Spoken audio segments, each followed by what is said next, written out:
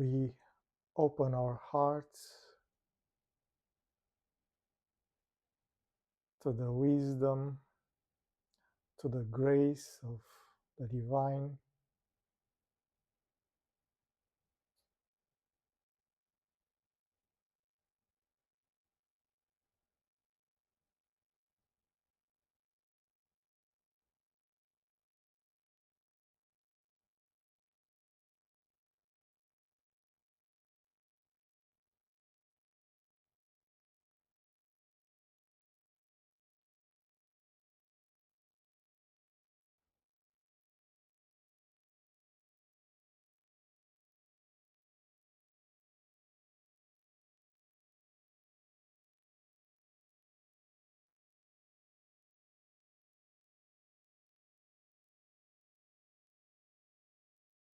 We will try to understand with the mind and with the heart in the same time.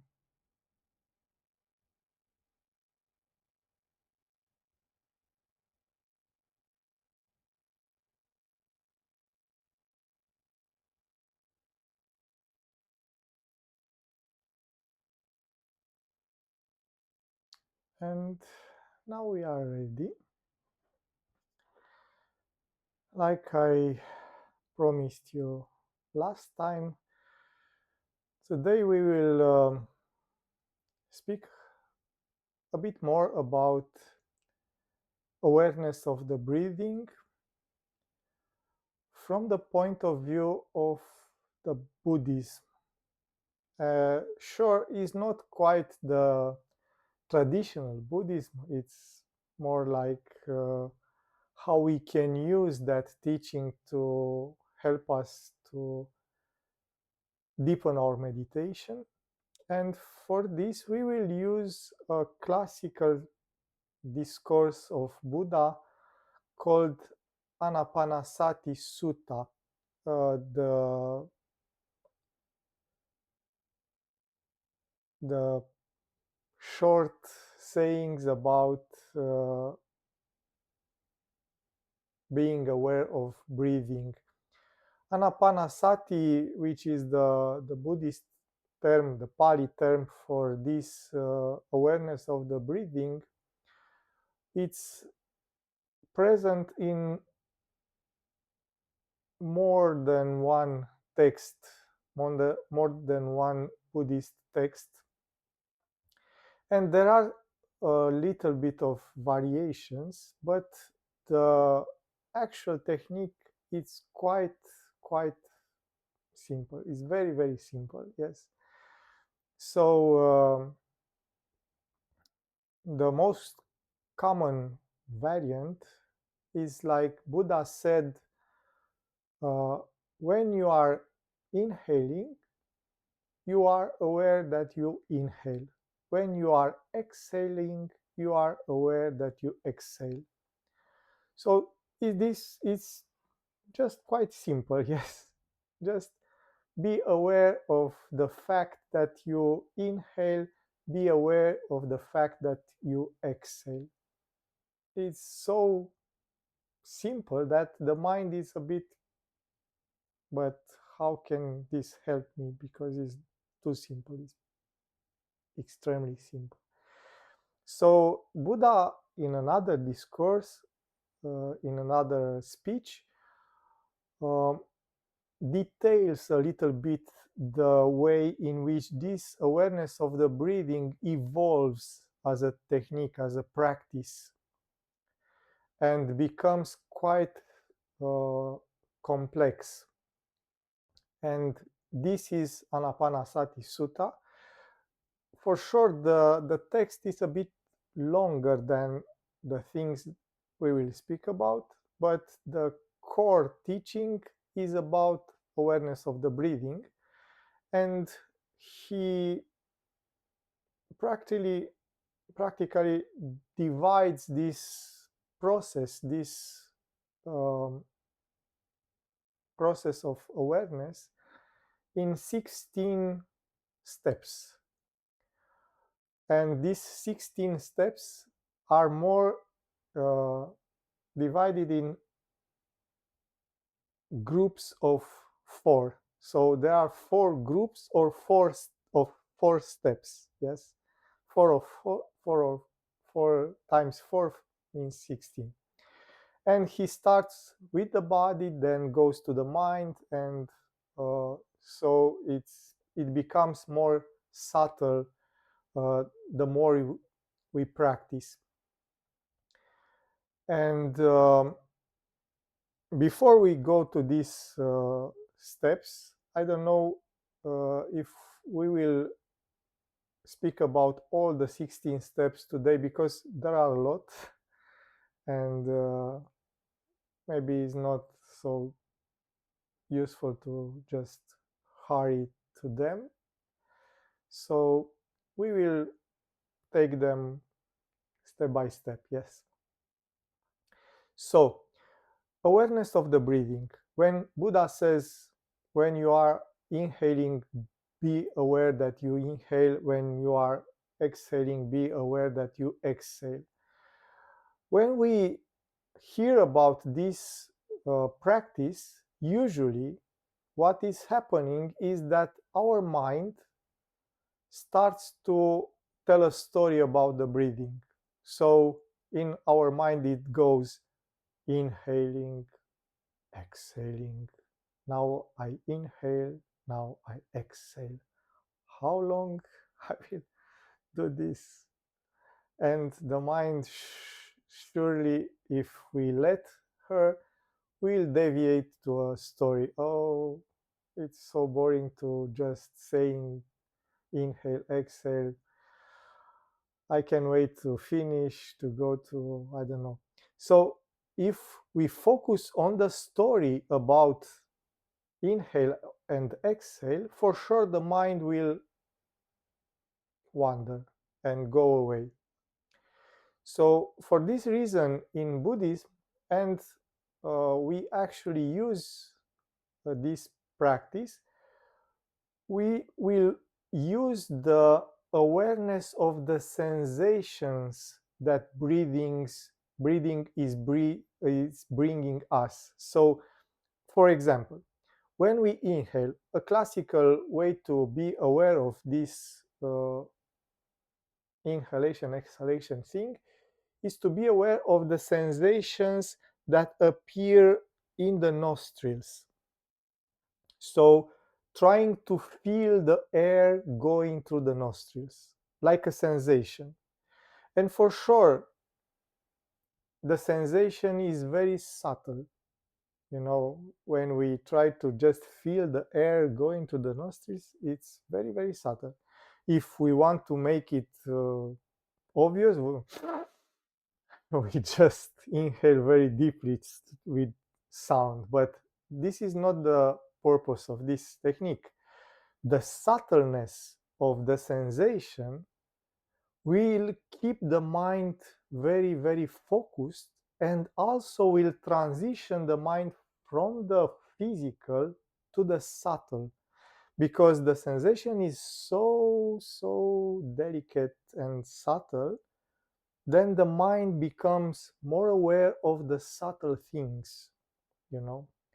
And for this reason, we use this kind of awareness of the sensation of the breathing, and not just thinking, I am inhaling, I'm exhaling.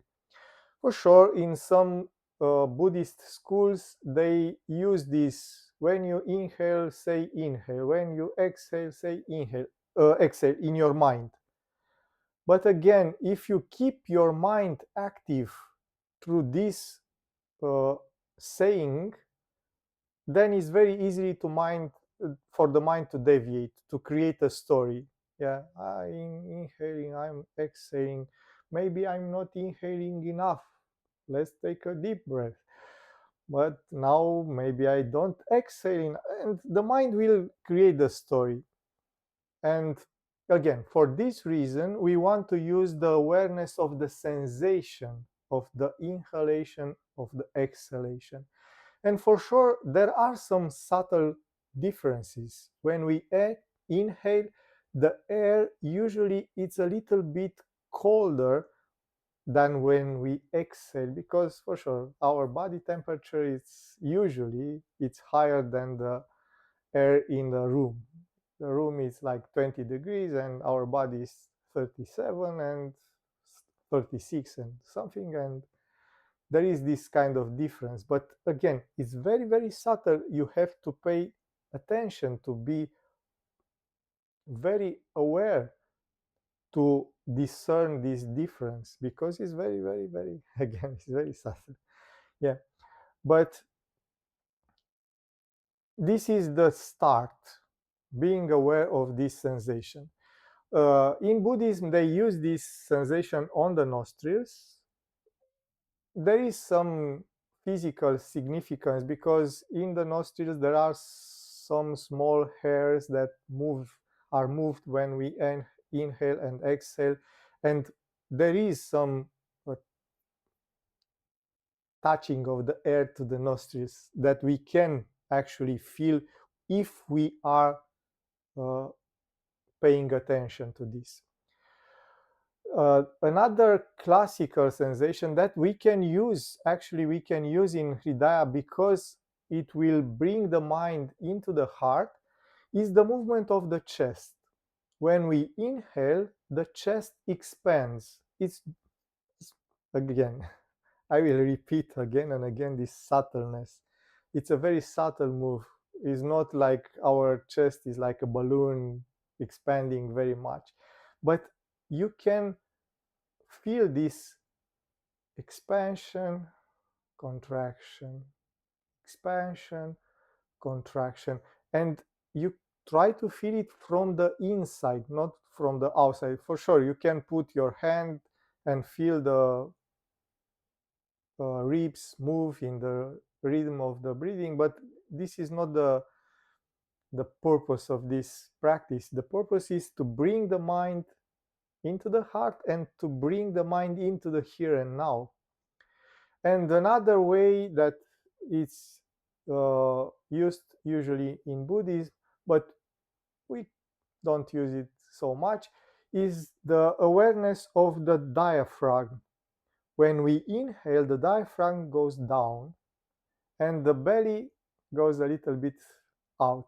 When we exhale, the diaphragms go up and the belly retracts. So we can use this abdominal breathing to bring more awareness into the body, into the process of breathing. For sure, Buddha doesn't refer to this, keep your mind on the body and the body movement, but is the starting point. Awareness of the breathing as a sensation, not as a story told by the mind. Yes? And then we have the first 4 stages. These first four, yes, they are about the body. So the first one is this simple awareness. I just am aware that I am breathing. When I inhale, I am aware that I am inhaling. When I exhale, I am aware that I am exhaling. Just simple like this. In the sutta is the Pali term for sutra in Sanskrit. Yeah, so I will use them. Uh, so sometimes I will say sutta, sometimes I will say sutra, because I'm more used with sutra, but know that they are the same. So the sutra actually says that pay attention to the length of the inhalation. I encountered both variants. So the first sutra is just be aware that when you inhale, when you exhale, this simple. And the second then says that be aware that you can inhale long, exhale long, you can inhale long, exhale short, you can inhale short, exhale short, and you inhale short, exhale. So be aware of the length of the breathing. If it's short, it's short. If it's long, it's long. So you are not supposed to modify it. There is not the right way. Because our mind usually search for the right way to breathe. I suppose is supposed to breathe deep or long or superficial. So we become preoccupied of this kind of things. But it's not about this. This is just be aware of how long is your breathing. If it's short, it's short. If it's long, it's long. Just like this. So the first step is to become aware of the sensations. Yes, the nostrils or the movement of the chest. It's important because when we focus on the sensations, we get out of the mind, the storytelling mind. Yes, is not out of the mind, but out of the storytelling mind. And it's important because in our usual experience, we see the world through the stories that our mind tell us. Yes. So usually in our mind, we say what we experience. There are some people that they don't have this kind of storytelling mind and are more focused on the sensations.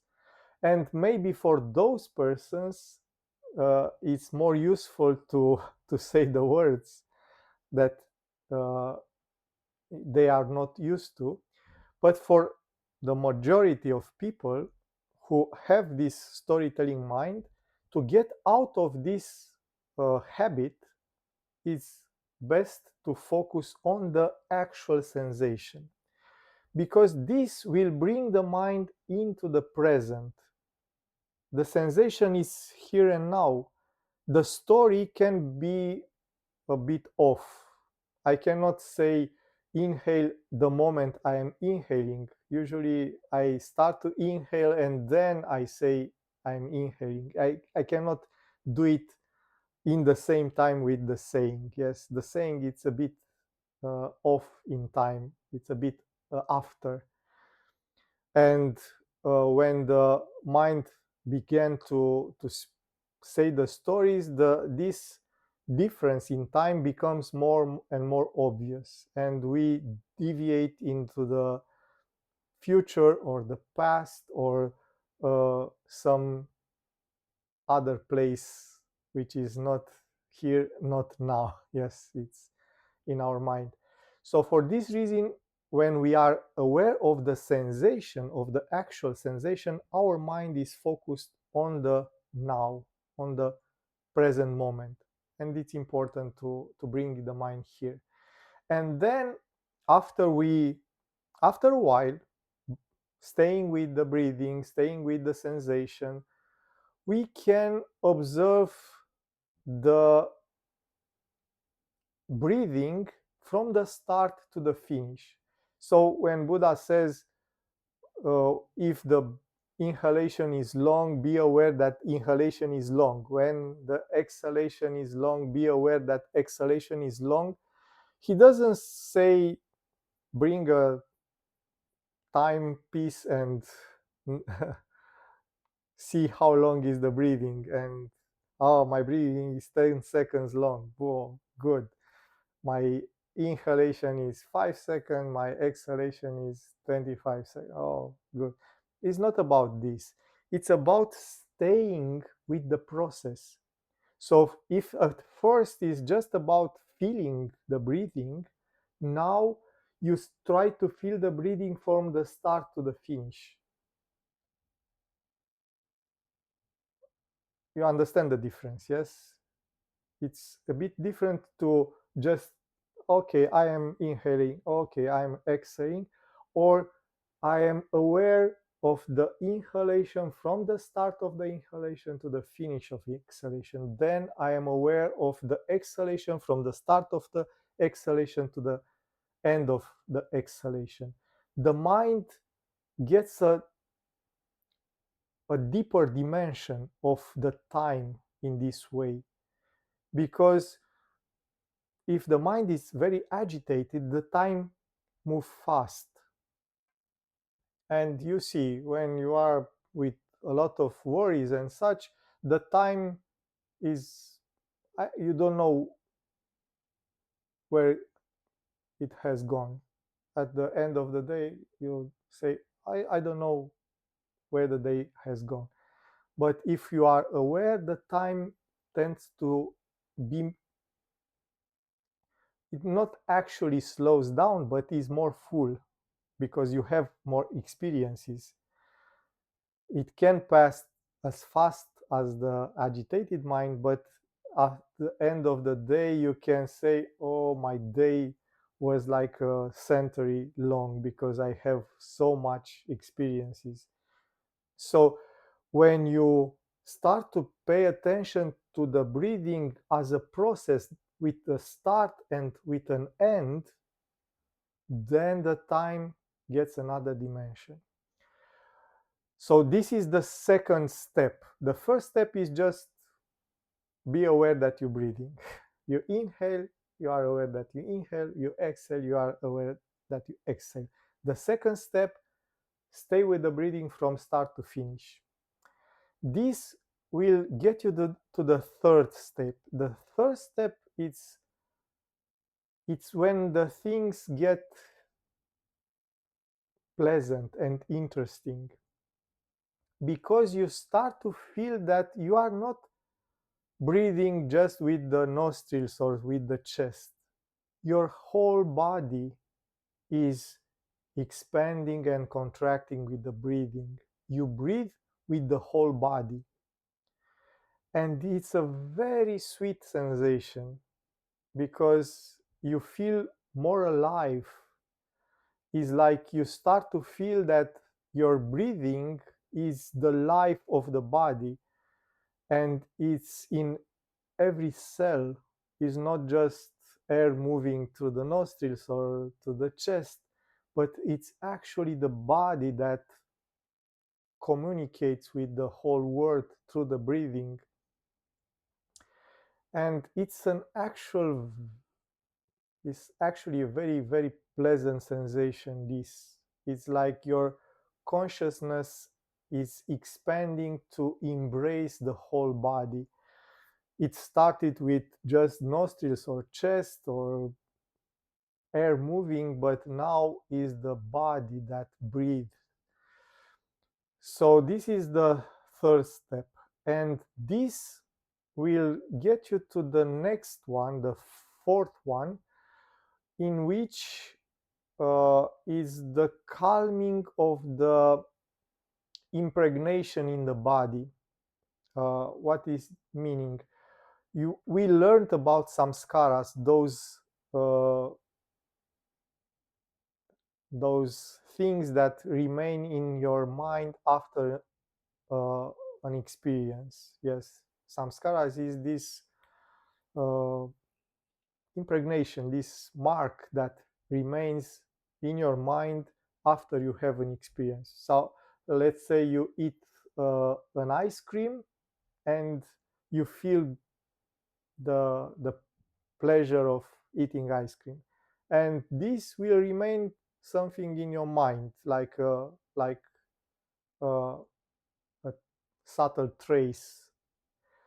And then when you see an ice cream, you will remember that pleasure that you have when you have eaten the ice cream. Yes, you understand. So this is the impregnation. This is the samskara that is in the mind, and these samskaras will create vasanas.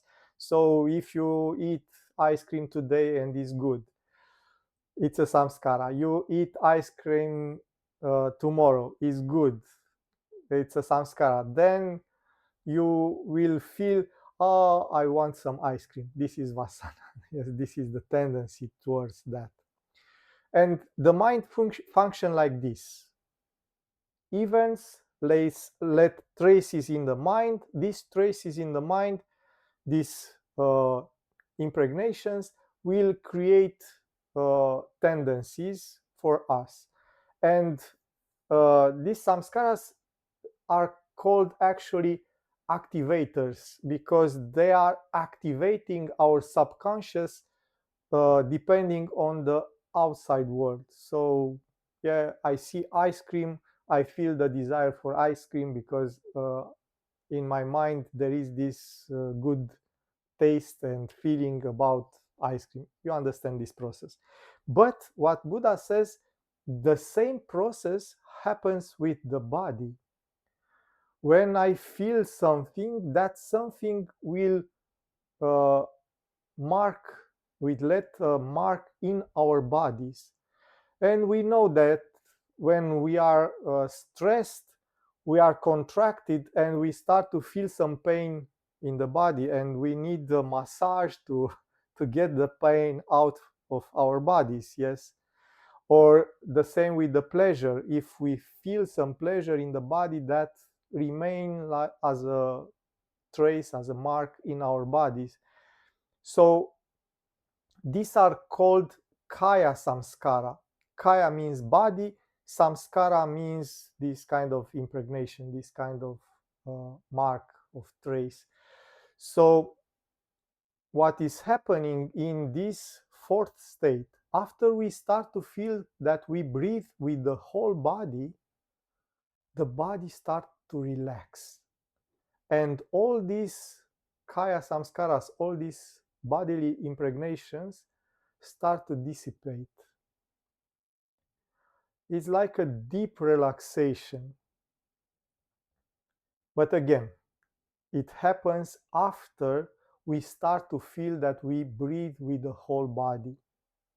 Because this kind of breathing with the whole body will actually dissipate all the tension, all this impregnation of all these kaya samskaras in the body. So this is the first group of 4 steps: paying attention to the sensation of the breathing, then staying with the breathing for the whole length of the breathing from the start to finish. Then the fourth is to feel the breathing with the whole body. It's like you breathe with the whole body. And the fourth is this calming of the samskaras in the body, so we become more relaxed. Because again, because we feel that we breathe with the whole body. And for sure, for the meditation, for the Hridaya meditation, usually it's enough that we succeed in calming the mind enough so that we can ask ourselves the question, who am I? We will not stay with the breathing that long to appear all these kind of experiences. But for sure, sometimes because our mind is too agitated and such, staying with the breathing and follow all these steps will help us. The second group of 4, it's about contemplating emotions, sensations, and feelings using the breathing. So in the first part, we are about the bodily sensations. Yes, we feel the breathing in the body, the sensation in the nostrils, in the chest, the length. We breathe with the whole body relaxed. But now we go a little bit deeper. Again, using this kind of, because you see the breathing field in the body is like a pulsations, like expand, contract, and this becomes like a movement of our mind and consciousness. We expand and then go back, expand, go back. And you, I think, just thinking about this movement and you start to feel that kind of relaxation. Yes. So going deeper, the fifth step, the first in the second group of four, it's said that is the experience of joy, pity. So it's like this, pity. It's a joy when you feel relaxed and feel this kind of movement of expansion and contraction, you start to feel a joy inside of you, because it's like your inner energy become a little bit more intense. It's focused and it's more intense. But this kind of joy is like a wave. It comes and goes. It's not stabilized. It's like waves, waves of joy and energy. And usually it can be linked with the moment in which a kaya samskara, a kind of tension in a body, is released. Then it's like a wave of joy. Like you feel light. I don't know. In Romanian we have an expression. I don't know if you have this. It's like some weight is lifted up off your shoulders. Yeah, it's like you are burdened with something, and suddenly you feel that you no longer have that weight on your shoulder. Yes, it's this kind of wave. Every time your body uh, uh, will free some kind of tension, which is, again, is not a physical tension, but it's a mental tension that is reflected in your physical body. For this reason, when you release that physical tension, your mind will experience the joy of this release, like a weight is lifted off of your shoulder. Yes, and this wave of joy. And it's like the breathing is this kind, brings this kind of waves of joy. It's very, it's very pleasant. Yes. And then the next step, the sixth step, or the second in the second group of four, it's called the experience of pleasure, sukha. Sukha, you know, from the sukhasana, the pleasant pose. So sukha means pleasure. You feel good. Yeah. So these waves of joy will tend to stabilize in this kind of I feel good. It's not oh, how good I feel, but it's I am good now. In this moment, with my body relaxed, being present, detach detaching myself from the worries and the problems of the world. In this moment, I am good, or I am good enough. And I feel this kind of wow, in this very moment, it's very okay. For sure, maybe I have some pain in some part of the body because I don't know, uh, I have some illness, but the actual mental pain tends to disappear, because you see, there are this kind of two ways to experience the suffering. Is the physical one that you cannot avoid. You can take some painkillers, but is not avoidable. And is the mental suffering, which is the we usually call the bodily suffering pain, and the mental suffering, the psychic suffering, we call it suffering. Yes. And usually the mental suffering can be avoided if you don't think about the reasons that you uh, have to suffer. Yes. So usually, uh, if you have a physical pain, the mental suffering amplifies it.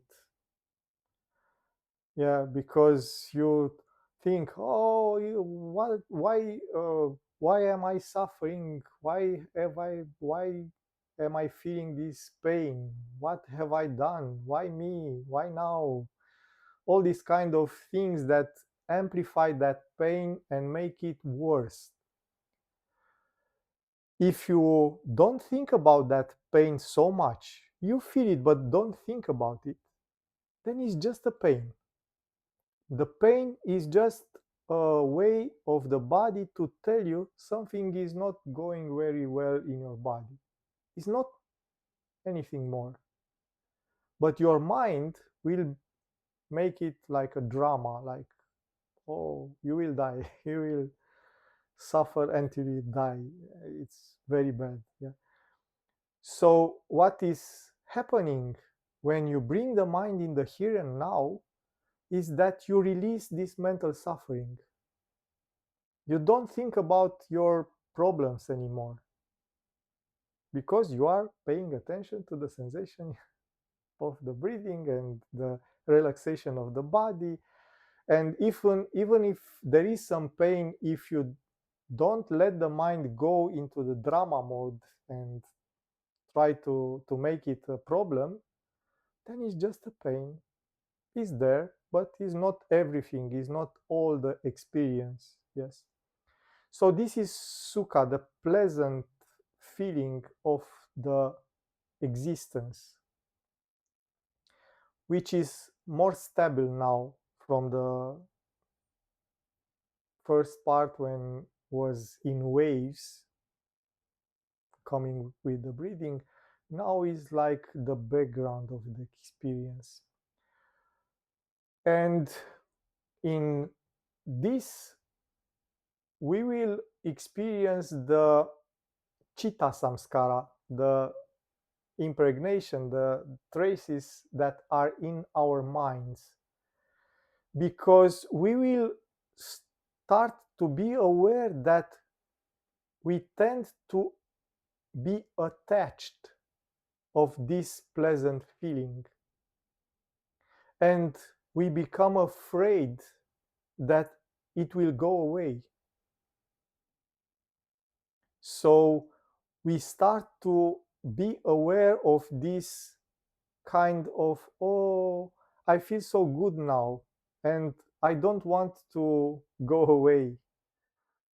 I feel so good now is the attachment. I don't want to go away is the afraid part. Yeah, and this is the play of raga and dvesha. The raga means I want more of the good stuff. Dvesha, I want less of the good, the bad stuff. Yes. So these raga and dvesha are a cause of suffering, and we start to become aware of this. Oh, I feel so good now, but before I wasn't so good, and after that I'm afraid I will not be so good now. And we start to become aware of this mechanism of the mind. And after we become aware of them, Buddha says that the fourth step in the second part is to quiet down, to calm down these mental impregnations,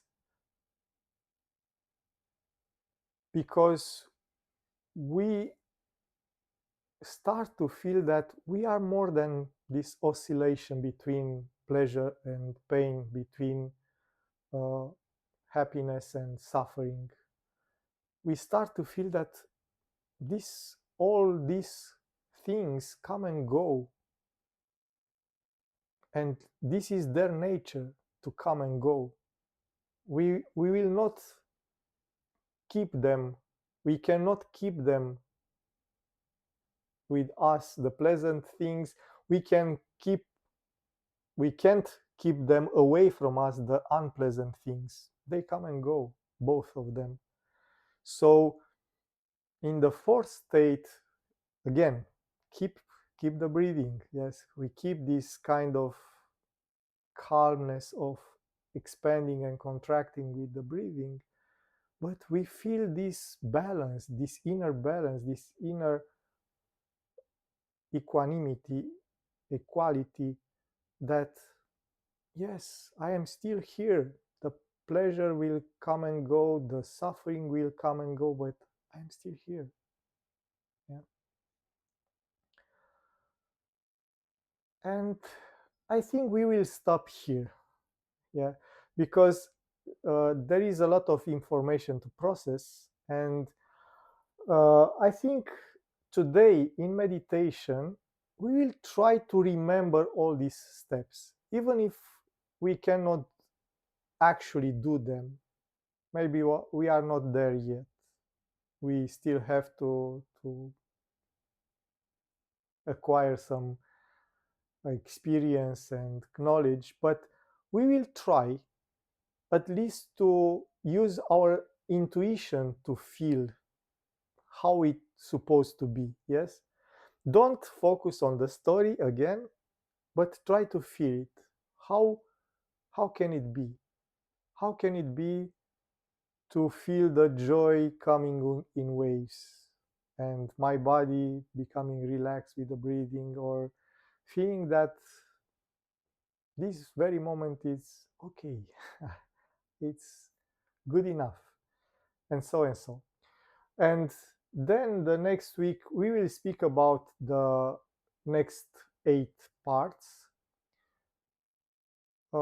Again, from the point of view of our kind of meditation, we will not stay with the breathing. We will go to who am I.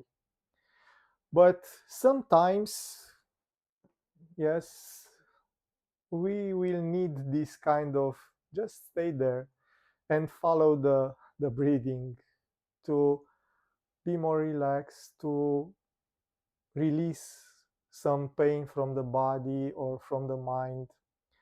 Yes, if you have questions, just open your mic and you don't have to raise the hand. Yes. Oh, both of them.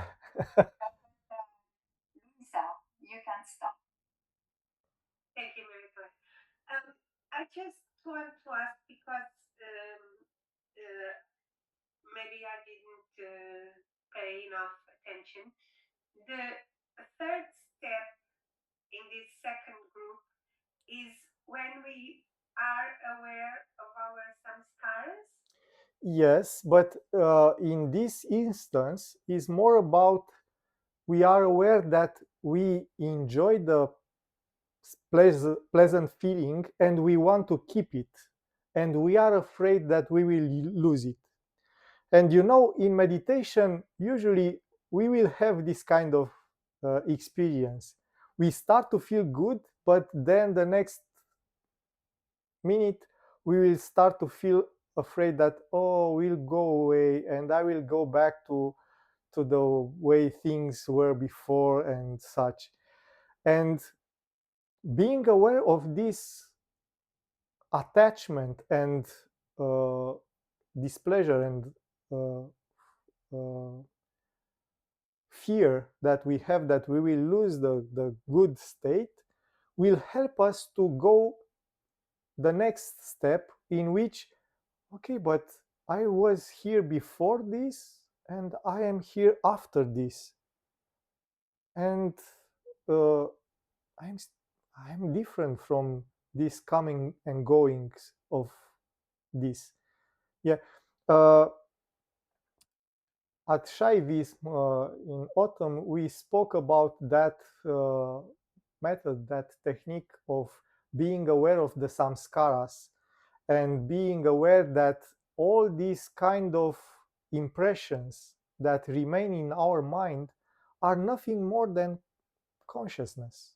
manifesting as pleasure or as pain, but it's our consciousness.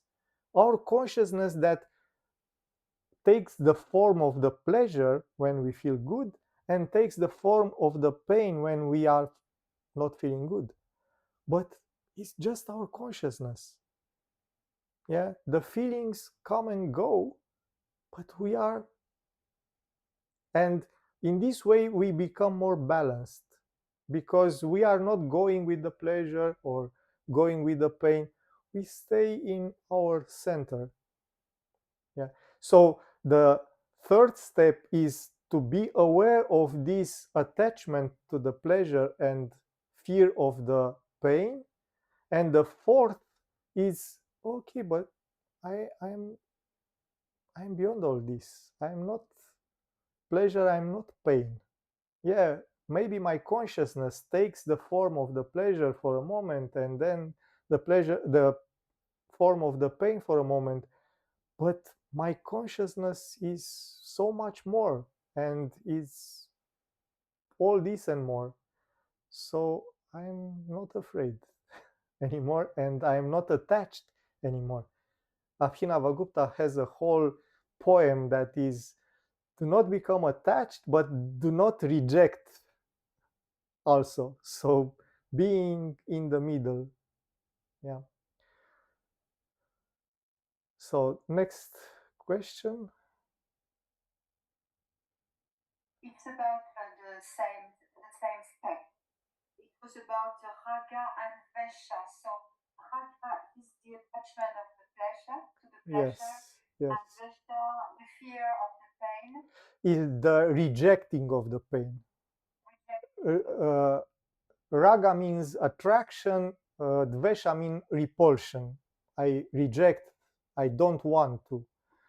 You know, the five kleshas, the five causes of suffering are avidya, which means ignorance. I is not that I don't know who am I, but I identify with something. I am this.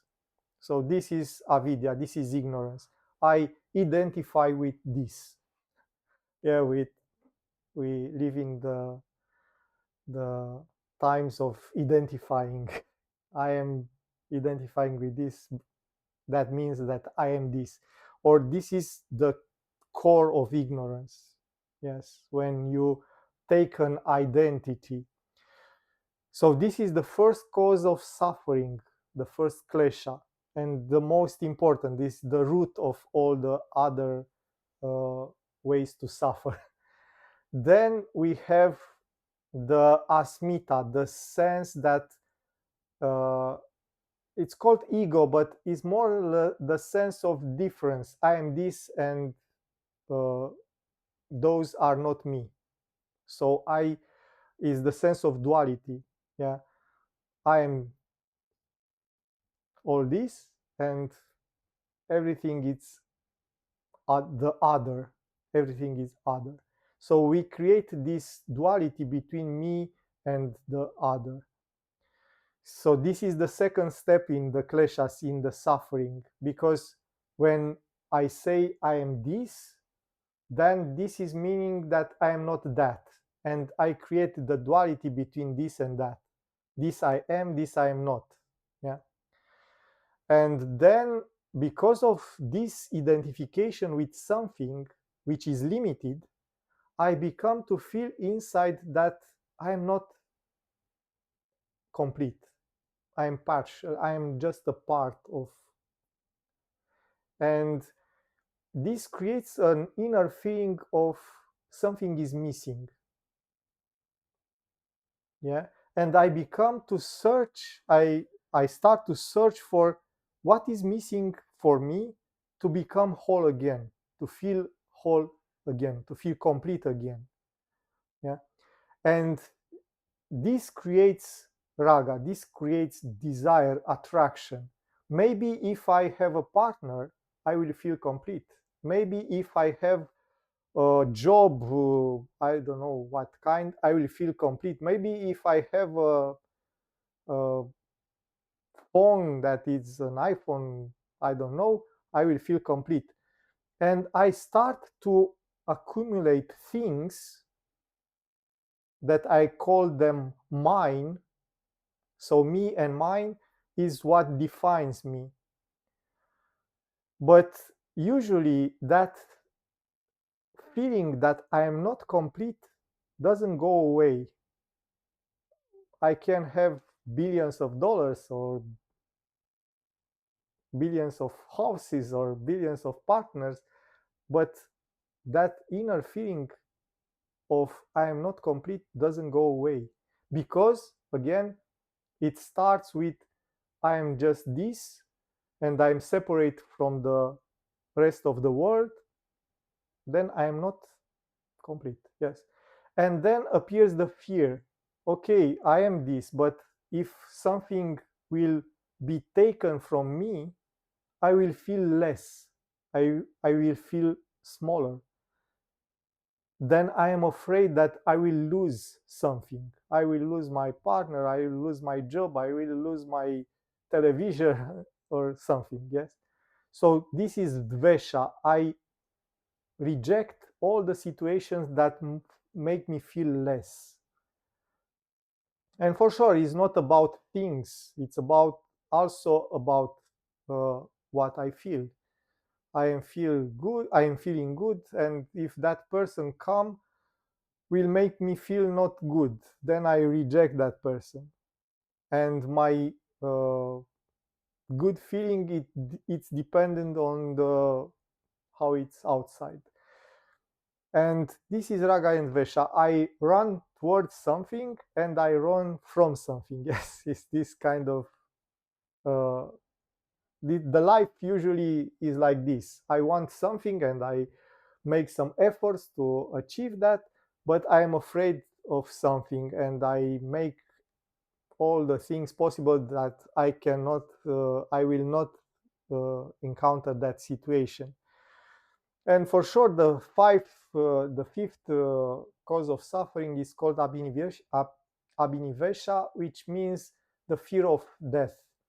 Is the fear that I will not be anymore. I will cease to exist. So this is the biggest thing that can be taken from me, the existence. So these are the causes of suffering. And sure, uh, raga and vesha are in the middle, are uh, in the middle, but there are a good starting point to unravel these causes of suffering, because if I am more aware that I have a tendency to identify with something and then cling to that, and then I have some fears about something, then maybe I can see that, okay, all the things come and go. And you will see in the next things, Buddha speaks about this transient aspect of existence. Yeah, nothing is forever. Sure, in Buddhism, nothing is forever. In Hridaya, our heart, our consciousness, our divine nature is forever. But otherwise, everything is coming and going. So, you have some more questions? Then let's try to meditate. And we will use this awareness of the breathing as a starting point for the Hridaya meditation. Yes. So we will try to do all these kind of steps. Again, don't worry. Don't let your mind worry. Oh, I will not, I cannot, I will not.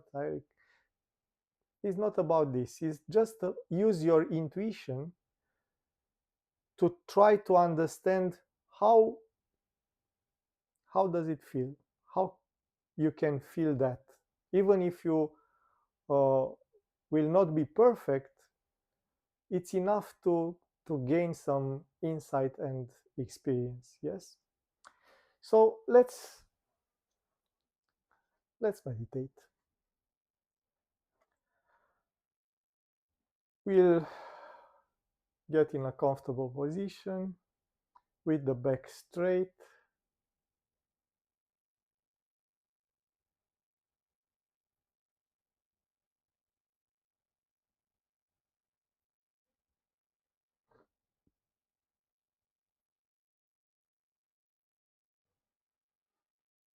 We find that inner balance between the firmness of the pose and relaxation so that we can remain still for a longer period of time, transforming this stillness of the body into the stillness of the mind. Shoulders a little to the back, opening the chest in an open attitude. Relax the face in an inner smile. This inner smile help us to be more relaxed, taking the things easy, without stress, without drama.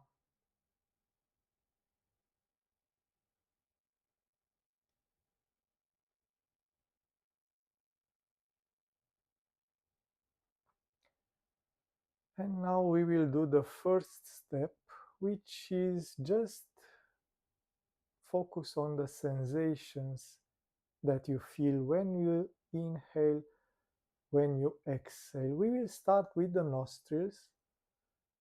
We'll try to feel the air going in through the nostrils, a little bit colder, then going out to the nostrils, a little bit warmer. It's like we try to touch the air with our nostrils to feel its texture. We keep the breathing natural without forcing it, just trying to feel the air. If our mind goes into the stories, we just stop and bring it back to the sensations of the air touching our nostrils, or if we want, of the nostrils touching the air going in and out.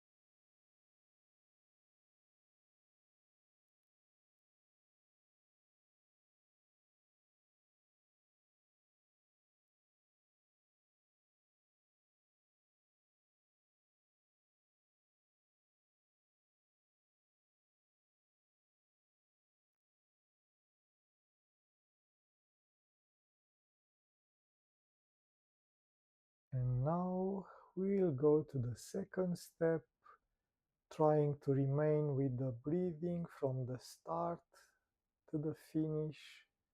We feel the start of the inhalation, the sensation, and then the end of inhalation, then the start of exhalation, the sensation, then the end of exhalation. It is possible that the breathing becomes a little bit longer, natural. We just observe that without forcing it, without searching for it. We are just aware of the sensation from the start to the finish. We feel the start, we feel the breathing, we feel the finish.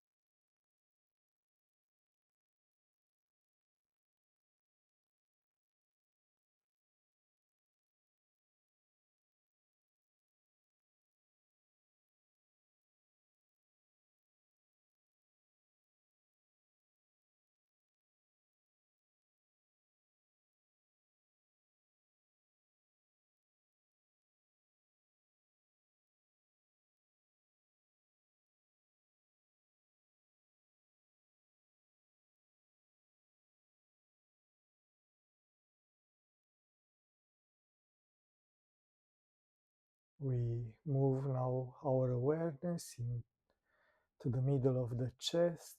We inhale, feel the chest expanding. Exhale, feel the chest contracting. We feel the sensation from the start to the finish. We inhale, feel how the chest starts to expand, then it starts to expand, then it starts to contract, contracting, that is stopping to stop the contraction, and so on. We focus on this expansion and contraction of the chest.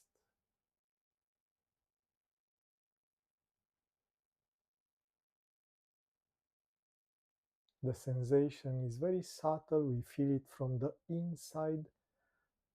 We keep the breathing natural without forcing it.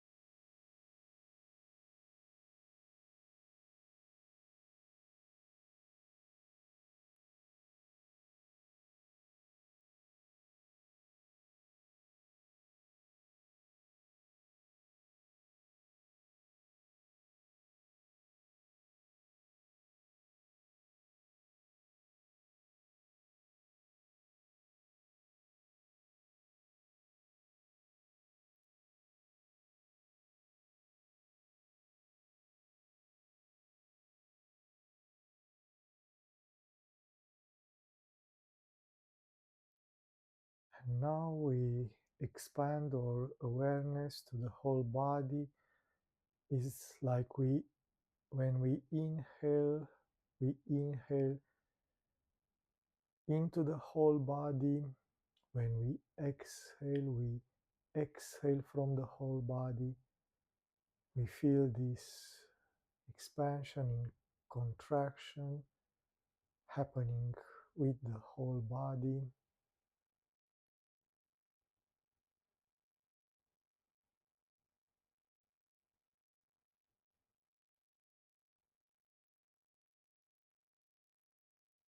It's a gentle movement of expansion and contraction. We keep the breathing calm and natural.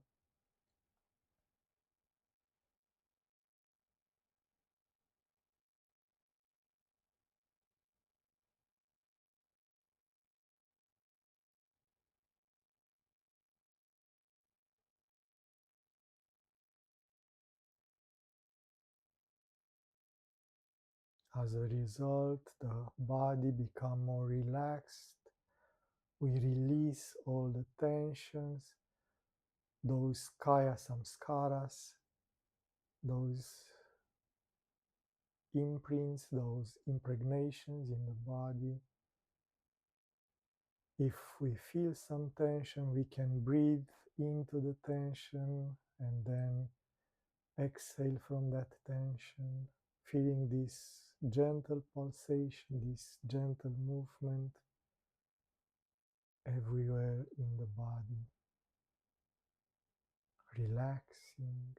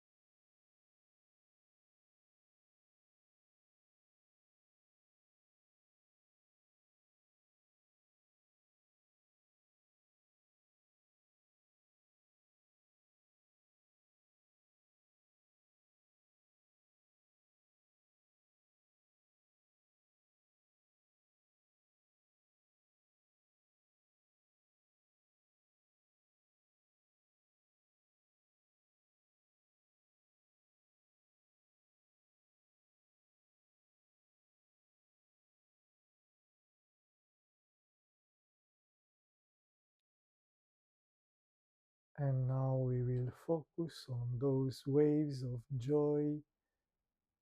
When we inhale, is that joy of existence, of being.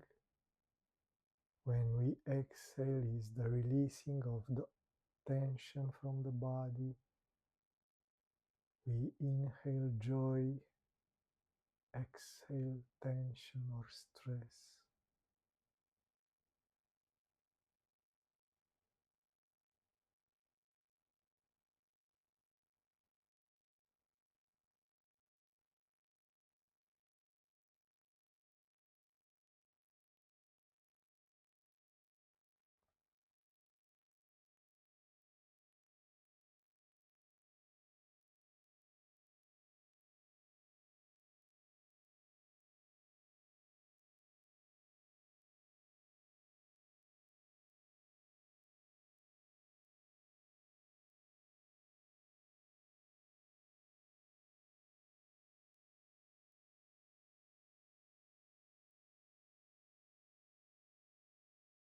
We become aware of this background of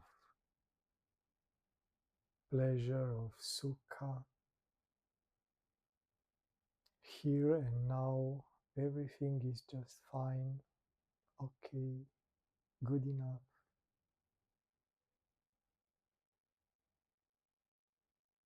We inhale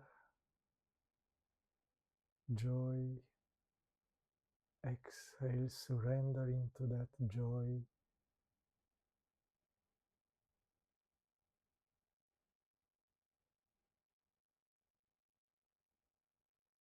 For sure, we can become now aware of this tendency to attach to this joy, this feeling that we want it to not go away, and the fear that we will go back to our problems.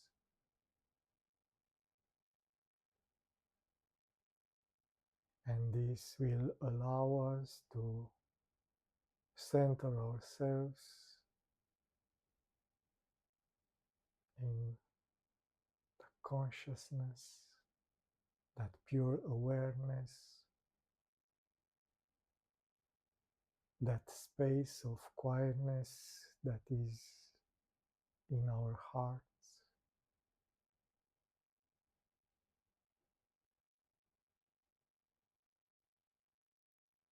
We are not pleasure, we are not pain. Who am I? We can now start the introspection, the asking the question, keeping as a background that gentle expansion and contraction with the breathing. Who is the one feeling all this? Who is the one having this experience? We let our minds dissolve into this I am feeling, that answer to the question, because the mind cannot answer. The answer is the existence itself, is this I am feeling that becomes a tremor of the heart, a vibrating light in which we can surrender just being without being someone or something. Pure existence, pure consciousness, pure bliss.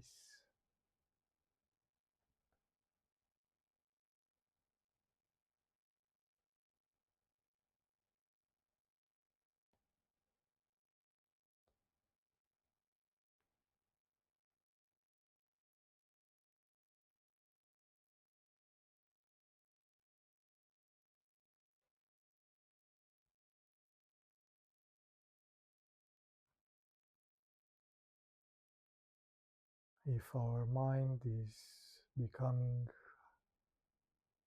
agitated, we can go back to retracing our steps, feeling the breathing,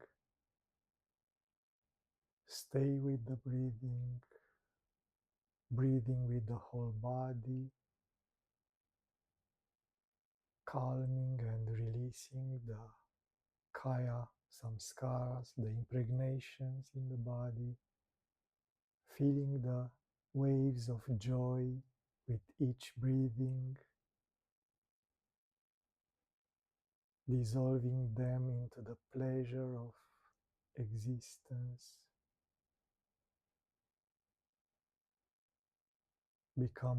becoming aware of this attachment to the pleasure and fear of pain,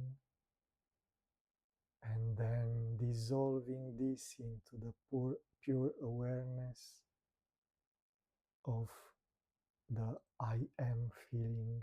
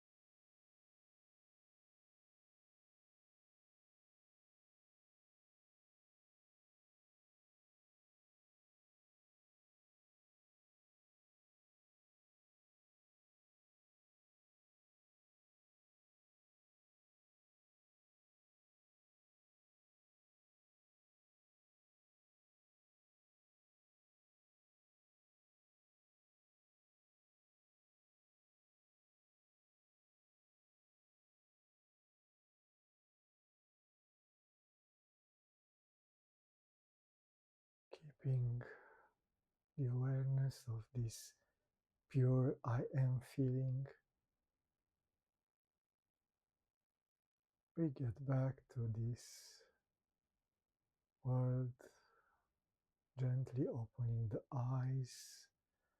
We conclude our meditation now.